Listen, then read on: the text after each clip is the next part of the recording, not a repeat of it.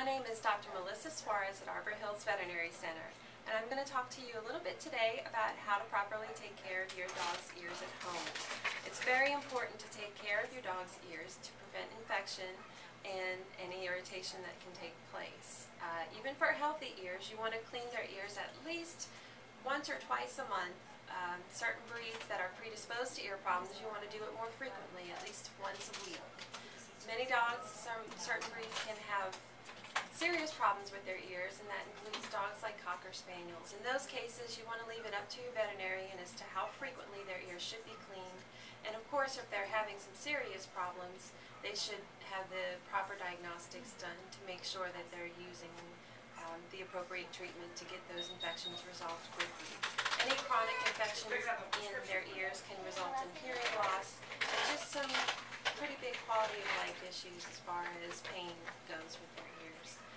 So the type of ear cleaners that we recommend for a healthy dog is generally just a mild, slightly acidic ear cleaner that's going to make the conditions inside the ear prevent any kind of microbial growth from both yeast and bacteria.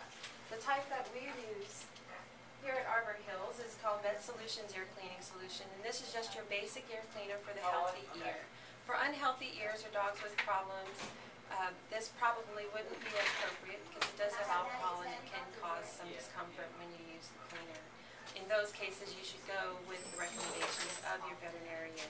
There are several different kinds of ear cleaners that you can use, and these are all just based on what your veterinarian recommends. There are more appropriate types of cleaners for depending on what kind of overgrowth you're having, whether it's yeast or bacteria or both. And so it's very important to involve your veterinarian when you make decisions regarding your choice. So here we have a dog, and her name is Ivy. And Ivy is one of those breeds that tends to be a little more predisposed to having trouble with her ears because she's got the floppy ears. The floppy ear dogs tend to hold more moisture in their ear canal. It's a nice little incubator for microbial growth. And so for a dog like this with healthy ears, I would recommend cleaning her ears at home at least once a week. Any dogs with more severe problems or unhealthy ears, you should ask your veterinarian. So what I recommend doing, you want to make sure the flush that you choose is labeled for dogs or cats, depending on what you have at home. Both of them can be done at home. And you want to really be generous with it. Flood the ear canal. And I like to use a cotton ball to block off the ear canal while you massage it. So you should hold the ear in a position so that it almost forms a little cup on the inside of the ear canal. Okay, now and just pour it in until you see the fluid line rise. That should be plenty enough fluid. And then I kind of lodge my cotton ball so that I can massage it in. You should hear the fluid kind of squishing around in the ear canal. That tells you you have enough. If you don't, you probably need to add more liquid.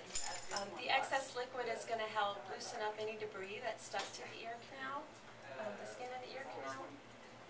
And that way, as they shake, that's going to slowly come up and out of the ear. I like to massage the ears at least 15 to 30 seconds, just long enough to really get it in there.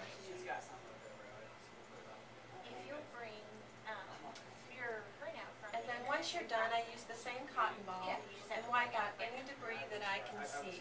You should never use a Q-tip or cotton swab in the ear because you can pack any debris that's left in there back deeper into the ear canal and cause more I've never bought it over the internet. I actually thought about it last time, and you guys were about cheaper than they were. And then once you're done, you just kind of step back and she'll shake her head and get any excess liquid that's in the ear canal. It may be a good idea to do this outside so you don't have to worry about cleanup afterwards.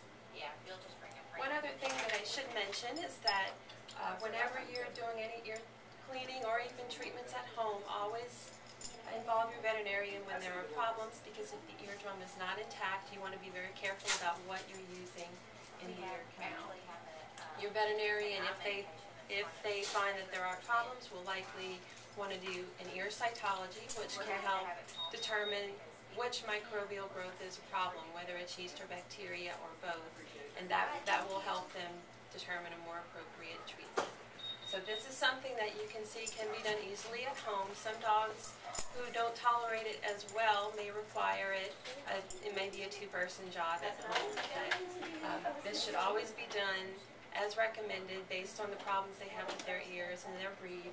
And it should always be done after they're swimming and have a bath to make sure you've gotten any water that may have gotten into the ear. So that's how you clean their ears.